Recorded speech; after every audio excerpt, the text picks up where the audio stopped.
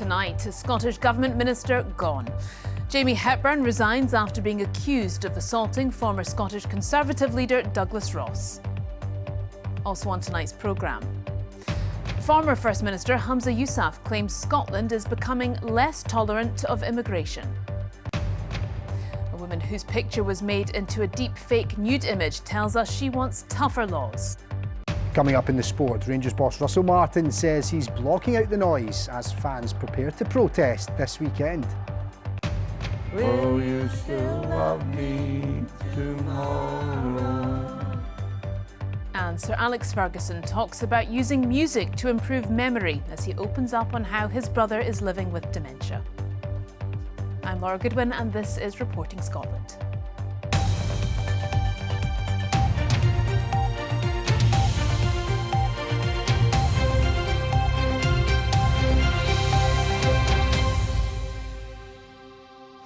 Just over 24 hours after being accused of physically assaulting the former leader of the Scottish Conservatives, Jamie Hepburn resigned as a government minister. It came after Douglas Ross lodged a formal complaint against him over an incident in the corridors of Holyrood earlier this week. In his resignation letter, Mr Hepburn says he didn't want to become a distraction and regrets his tenure as a minister is ending in this fashion. He also apologised to Mr Ross. Here's our political correspondent, Phil Sim. Let's hear the minister. Somehow this all began with a row about seagulls. Douglas Ross was having a go at the government over plans for a summit to address the issue of aggressive birds. And that is what sparked the confrontation with Jamie Hepburn, the Minister for Parliamentary Business. He continued to hold on to me. His grab got stronger and stronger. His words got louder and more aggressive, and it was very clear he was getting angrier and angrier and he was struggling to control his anger. Jamie Hepburn initially tried to defend himself. I will freely face up to things I've done, but I won't apologise for things I've not done. So yesterday, put my hand on his shoulder and probably used a few choice words I shouldn't have. That's it. But after a day of negative and sometimes quite creative headlines, the inevitable has happened. Jamie Hepburn wrote to the First Minister to offer his resignation. He said he had not acted in accordance with his own personal code of conduct. He said that no matter what annoyance he felt in the moment, he should not have used the language that he did. And he said it was quite out of character on his part. In return, the First Minister said he accepted this resignation with much personal regret. John Swinney said nobody would be more frustrated than Mr Hepburn with this one slip in his normal approach, and he thanked him for his work in government, particularly as Minister for Independence. Mr Hepburn was in government for 11 years under 3 different First Ministers, but that was probably his most prominent job. When Humza Yousaf put him in charge of the campaign the SNP was set up to pursue. He will have his own independence on the backbenches now, but what do his constituents make of all this? I don't think he should have resigned. I'm sure these things happen all the time in the Parliament, so... From what we've had to deal with Mr Hepburn in the past, I mean, we've always had a good outcome with him. And it's just unfortunate, the situation that's happened. It's a pity they couldn't have sorted out better than that. Mr Ross, meanwhile, says this was the correct outcome. I received a personal email from Jamie Hepburn this afternoon apologising for his conduct and behaviour, and I appreciated that as well. He reached out to me and I did appreciate that. Mr Hepburn's departure is the simplest outcome, meaning the issue won't be dragged out through calls for investigations and inquiries. But this undignified episode doesn't exactly show politics in its finest light. Both he and the First Minister will be hoping this draws a line under things so everyone can move on. And Phil joins us now. Phil, was this all inevitable? Yeah, I think it was, to be honest. Douglas Ross had spoken to the police but didn't make a formal complaint, but he did make a formal complaint to the First Minister, and that meant we had the potential of an investigation under the ministerial code. That's the sort of thing the government really didn't need dragging on at length. I think some in the SNP might have been keen to circle the wagons. I think they like Jamie Hepburn, they don't like Douglas Ross. There were some claims that he's always trying to wind up ministers. But I spoke to one eyewitness who doesn't have a stake in this politically, and they were saying it was just ridiculous what had gone on. And whatever you think of either of them, I think people did accept that this is not the kind of thing that can go on in the workplace. And I think scrapping about seagulls is not the look that anyone here needs at a time when the public are taking a pretty dim view of politics anyway. OK, Phil, many thanks indeed. Former First Minister Humza Yousaf claims Scotland's becoming more intolerant towards immigration. He says while people may have legitimate concerns, they're going for the wrong target. It comes after a series of protests outside asylum hotels, including here in Scotland. Reform Scotland say they're intolerant to millions of pounds being wasted on illegal immigration. Here's our political correspondent, Andrew Kerr. A now familiar sight in Scotland, an anti-immigration protest in Aberdeen last night with a counter-demonstration. Public concern has clearly grown, but that's led to a former First Minister telling a BBC documentary that Scotland's become less tolerant to immigration. And never in my lifetime would I have thought that we would have, a not insignificant number of people protesting outside asylum hotels and accommodation, openly throwing Nazi salutes and holding banners that say "kill them all." More than 30,000 people have come to the UK in small boats this year, increasing the charged atmosphere. Do you think that people do have a legitimate right of protest when perhaps some people feel that their communities are changing too quickly, too soon in a sense? So they have a legitimate concern that their standard of living and cost of living crisis that they're facing is challenging their everyday life. They've got a concern that their mortgage has gone up, their rent has gone up, their electricity bill has gone up. Yes, they've got legitimate concerns, but they're targeting towards that the wrong target.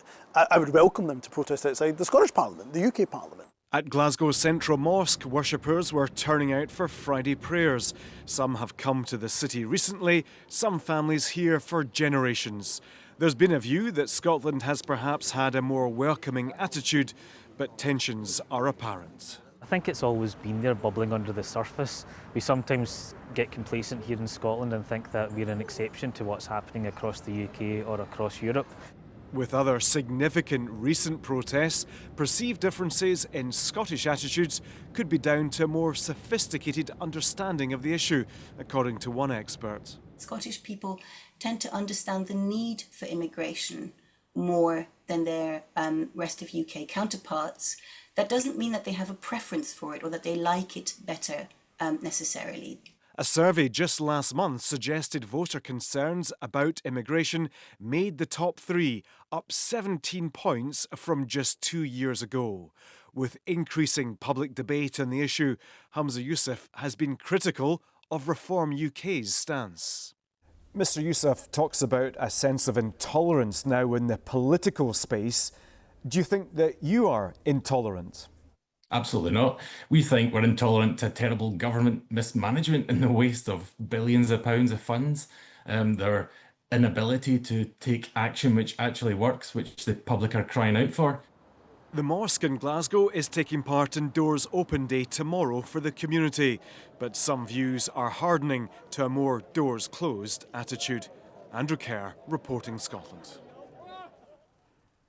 You can hear more about Scotland and immigration in Scotland Wants You with Nick Ardley on Radio 4 at 1:30 on Sunday and afterwards on BBC Sounds.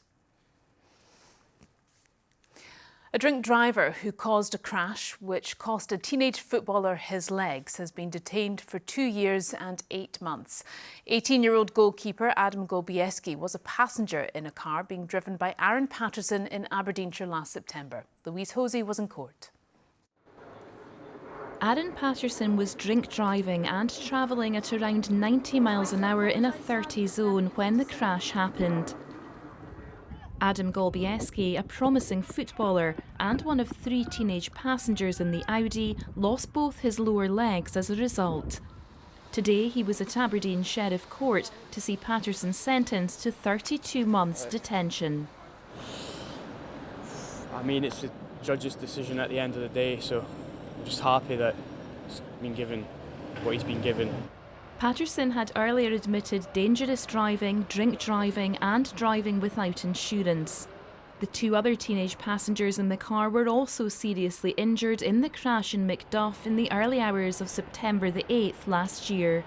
Sheriff Philip Mann told Patterson, "Nothing I can do will change the devastating consequences of this accident." He said the sentence would send out a very strong message not only to you, but to others who may be tempted to drink and drive at excessive speed. Adam says he also hopes Patterson's sentence will act as a warning to anyone thinking about drink driving or getting in a car with anyone who has been.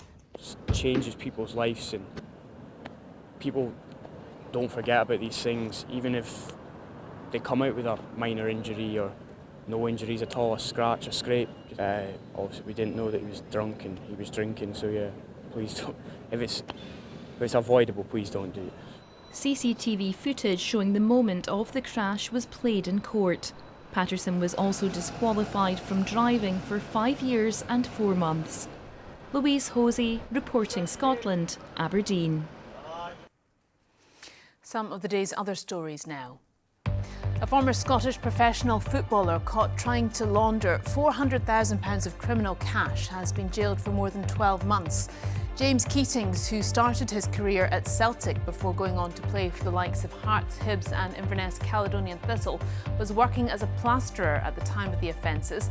Falkirk Sheriff Court heard he'd been drawn into a life of crime after his football career ended with a hip injury 6 years ago.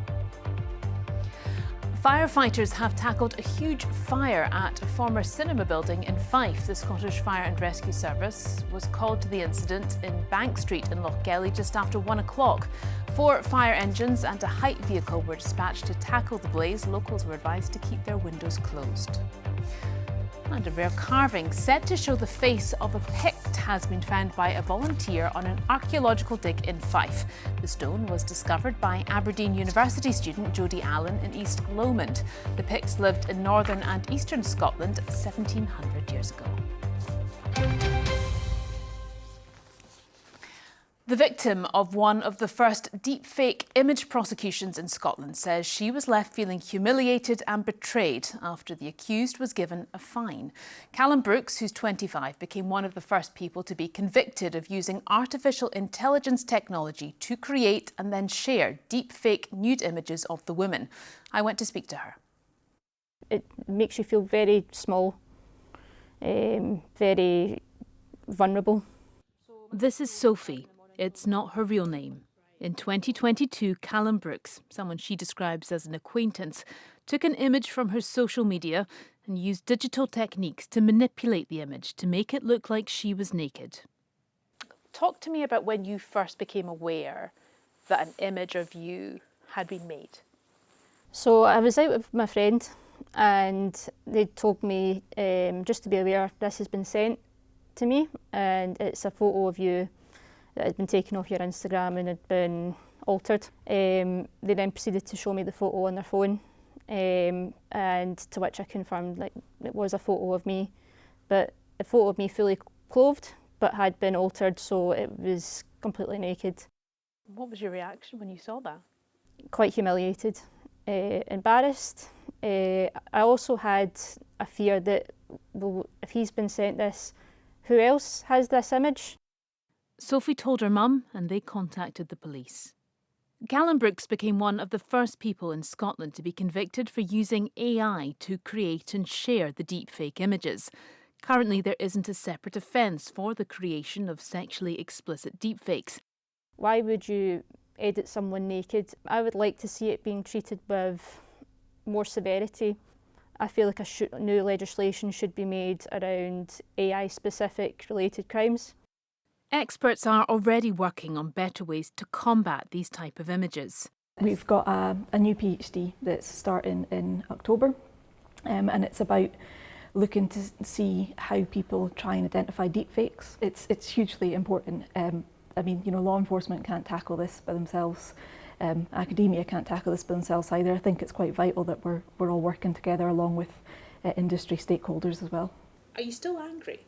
Sophie is determined to get on with her life, but wants other victims of this type of crime to know they can and should come forward. Even if the images are fake, they're not you, you've got every right to, you know, take the power back and pursue it and say, listen, this doesn't deserve to happen to me. That report produced by Julianne Barnes. Well, Graham's with me now. What is coming up in the news at 7? Yeah, Laura, you were talking earlier about Humza Yousaf's comments on Scots becoming more intolerant towards immigration. We'll be speaking to a think tank who've done some research on this, and it appears to back up exactly what the former First Minister has been saying. We're also talking about the importance of trees, particularly in our more deprived communities, and we'll be meeting a dog who's helping children with their reading. And no, it's not a talking dog. That would be news. Or a reading dog. Great. We look forward to that. Thank you, Graham. Tonight's main news again. Jamie Hepburn resigns as a Scottish Government minister after being accused of assaulting former Scottish Conservative leader Douglas Ross. And coming up in the sport, Rangers boss Russell Martin says he's blocking out the noise as fans prepare to protest this weekend.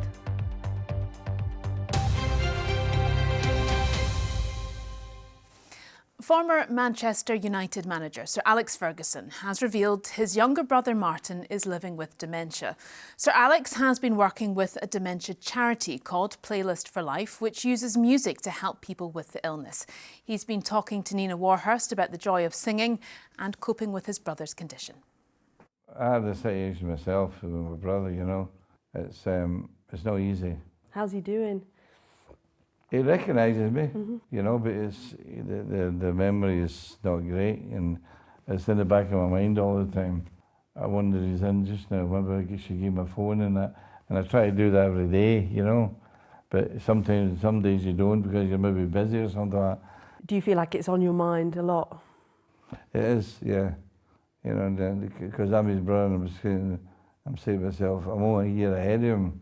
You know, I think people who get to my age have little worries about, you know, how their memory is going to stand up, you know. Well, I'm 84 in December. There are moments when I forget things, you know. I probably did that 20 years ago or 30 years ago when I was a manager going through previous games, which was really important in terms of preparation for a football match. My memory's always been important, so I work hard. I do a lot of crosswords, I read a lot, and I sing a lot. Since I retired, I've done a lot of travelling, yeah, which I've enjoyed. I think after my wife passed, I think I was stuck in the house a lot, you know, and I moved house out of the country next door to my son, and then it's not good enough, just sitting there watching TV, and so I decided to travel, and I went to Saudi and then to Hong Kong and Bahrain. That's not easy though, is it, when you've bereaved and when, you know, you've got other health issues with your brother in the family? It's not easy to then think, right, I need to dig deep. What would your advice be to people who are going through similar? Well, I think to occupy yourself, you know, as I say, this particular issue I've been dealing with the dementia groups has been good for me, you know. And it's something I enjoy, you know. This is let's have a sing-a-song, you know.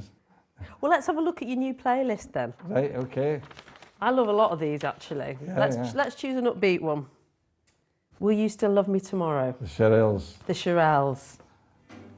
You'll hear your love so sweet way. Both feet are going.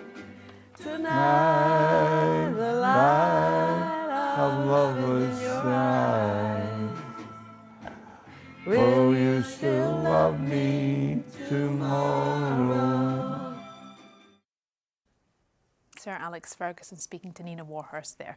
Well, let's get tonight's sport with Lewis. Thank you very much, Laura. Hello there. Well, Russell Martin says the louder the noise, the easier it is to ignore. The Rangers head coach is coming under increasing pressure from fans, with more protests planned ahead of the club's League Cup match against Hibs at Ibrox tomorrow.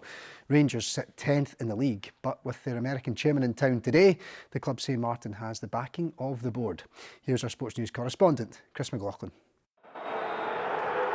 When boos ring out more often than cheers at Rangers, it usually only ends one way. But the club and the man in the firing line have other ideas. We can change that by winning football matches and putting proper performance. So, and actually sometimes the more noise there is, the more opinion there is, it's actually easier to ignore. So, because it just becomes a big blur. And it's much harder for the people around me, like my family and stuff, to deal with than it is for us, because it's a professional thing you have to accept. They knocked it over. This is Andrew Kavanagh, new club chairman and leader of the club's American owners. In town today, but it seems not to confront the head coach about poor results. Yeah, no, I knew he was coming a couple of weeks ago, so no, he's been great. He'll watch training today as he does when he comes in, but him and Parag and all the guys have been amazing in their support for what we're doing. His way of supporting his squad has had people talking this week, a team bonding session, hill walking and wild swimming in Loch Lomond. Maybe a bit different for some of the foreign boys to go a walk up Gonick and that, but I loved it, mate. Honestly, I loved it. Just a bit of fresh air, it's better than spending your day off in your house, stuck in your house, or going back to the training ground and having to look over what was a really difficult performance on Saturday. It was nice just to clear the head. Clearing the head is one thing, but could results lead to a clearing of the stadium? Ultimately, they have to take that on board. The attendance against Hibs tomorrow will be really interesting. The attendance against Genk on Thursday night will be really interesting. You need fans engaged. Now, it's a bit of a cliche to say the fans are the most important people at the club, but they are. It's a club no stranger to turmoil, and like so often in recent years, few can say for sure how or when it'll end. Chris McLaughlin, reporting Scotland.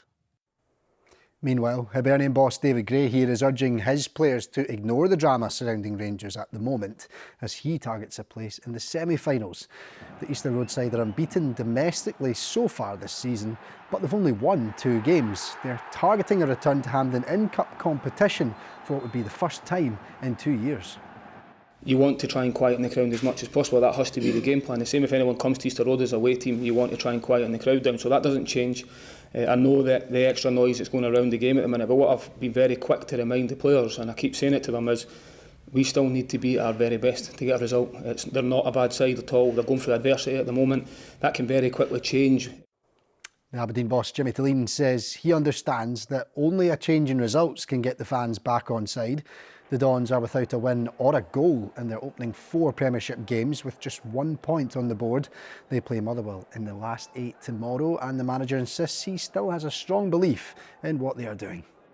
It is what it is in this business. That's why the sport is so big, because it catch everything in a human being. It's the emotions, it's togetherness, it's excitement, it means so much for so many people. When you're working in it like a manager or a player, you have to focus and do the job and do it really well. Well, tonight, all eyes are on Rugby Park as Kilmarnock play St Mirren, and Liam McLeod is there for us. Well, it's always one of the most eagerly anticipated weekends of the Scottish football calendar as the quarter-finals of the League Cup take place over the next few days, and it all begins tonight here at Rugby Park as the 2012 winners Kilmarnock take on St Mirren, who won it 12 months later. Indeed, that's the only triumphs that these two have had in this competition, which perhaps outlines how difficult it is for them to get their hands on the silverware. But if you remember the pictures from the respective towns when they did get their hands on the League Cup, it is a real incentive for them to get back to Hampden and a place in the last 4 of the tournament. As I said, this is the first of the 4 ties that will take place over Saturday and Sunday as well, and we have got full coverage on Sports Sound across the weekend on BBC Radio Scotland. As I said, it starts under the lights here in Ayrshire this evening on BBC Radio Scotland just after the news at 7 o'clock. And there's always something special about Under the Lights, isn't there, Laura? Yeah. And the League Cup weekend is wrapped up on Sunday. It's quite a fascinating one, a Glasgow derby, Partick Thistle hosting Celtic. So that'll be a really interesting one to wrap it all up on Sunday. Yeah, busy weekend. Thank you Yes, very indeed. much, Lewis. Thank you, Laura. Well, speaking of busy weekends, a new programme starts tomorrow on Radio Scotland. It's called The Saturday Show. Stephen Mill and Amy Irons are here to tell us more about it. Thanks very much, Laura. As you can see, we are here in our new studio ahead of the Saturday show starting tomorrow. We've just been going through all our final technical checks and rehearsals at this point. Make sure you've got us on from 9 tomorrow morning. We will have all the big talking points of the week, and we've got some big guests lined up over the next few months as well, including tomorrow, kicking off with a bang. Robert Carlyle will be here with us. We are very excited about that, and we will build up to all the big sporting fixtures this weekend. We're going to be joined on the show by former Rangers and Hearts striker Stephen Naismith, and we will be playing plenty of top tunes for you as well. Stephen and I will chat to you tomorrow morning from 9. See you then. Right, time now for the all-important weekend weather forecast. It was glorious in the Western Isles, I see. Yes, it was. Northern Scotland saw the best of the sunshine today, Laura, though it was certainly blustery for the Western Isles. Yeah. It's been pretty mild today, all set to change over the weekend. Of course. Turning much cooler. Good evening to you. It was a bit of a mixed bag today, really. There was some warm sunshine on offer, and in the warmest spot in the northeast, we got just shy of 19 Celsius. But tomorrow will be a good 5 or 6 degrees down on that. Cooler still on Sunday because we are set to bring in some much chillier air over the weekend. Today we've had this weather front waving just to the south. It's been bringing some, at times, heavy rain to Dumfries and Galloway and the borders, and that will continue through tonight. Scattered showers for the Northern and Western Isles, the Northwest Highlands, coming in on brisk northerly breezes tonight. Otherwise it's dry with some clear spells. Could be some pockets of mist and fog and quite a cool night. These are the values in the towns and cities, but rural spots could dip a wee bit lower than that. Now into tomorrow, and we have a yellow warning of heavy rain from the Met Office for East Lothian, the borders, Dumfriesshire, and it's valid from 9 a.m. tomorrow right through until Sunday morning, because that weather front never really moves far away. It's still lingering towards southern Scotland. So through tomorrow, once again, there could be some heavy rain at times. Otherwise, it's a mix of sunny spells and scattered showers coming in on brisk, chilly northerly winds.